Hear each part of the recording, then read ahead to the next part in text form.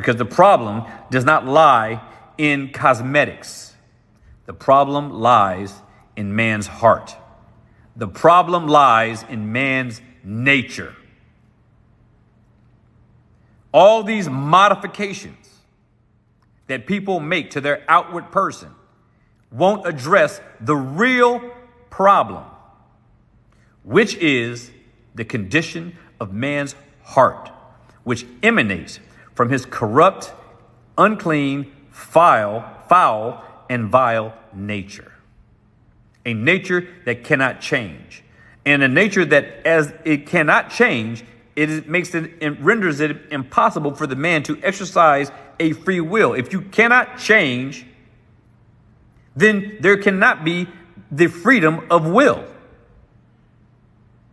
If you cannot change, if your nature is essentially one way, then that implies that there is no possibility of your nature or your will being free.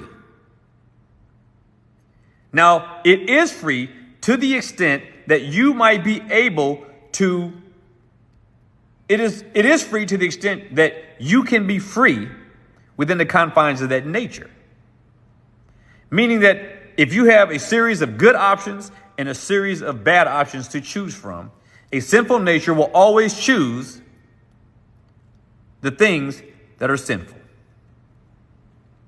This should not be difficult to understand. In fact, it heightens the need to exercise humility in coming to faith in Christ. It is understanding the deadness of death and the sinfulness of sin in order to fully appreciate what Christ has done and what the Father has done in sending his Son to earth to die on behalf of men. This should not be complex to the Christian.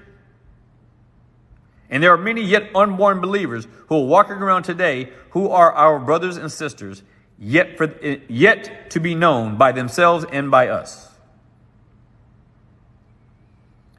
So now, in Matthew chapter 7, verses 16 through 18, it says the following: "You will know them by their fruits. Are grapes gathered from thorns? No. Are figs gathered from thistles? No.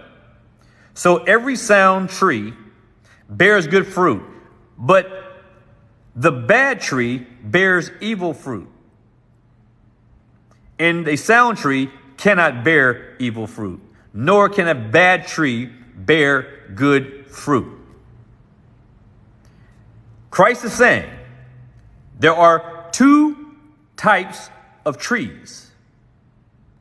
And those two trees produce one of two types of fruit. The evil tree produces evil or rotten, corrupt fruit. A good tree is the righteous man who can only produce good fruit. So the point of this argument here that Christ is laying out is that what good is there in the evil tree, which we are? What ability, what natural ability does an evil tree, a corrupt tree, have to produce good fruit? It can't. Only a healthy, good tree can produce quality, good fruit worthy of eating. Only a good tree can produce edible fruit. A bad tree cannot produce quality fruit.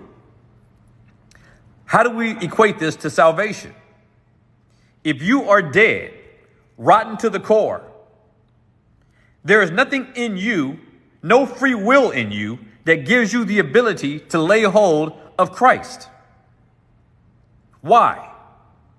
Because you are an evil tree. And producing wicked, evil, corrupt fruit is all you can produce. The only way that an evil tree can produce good fruit is to be plucked up from the roots, twice dead. God would have to replant a new tree in that place,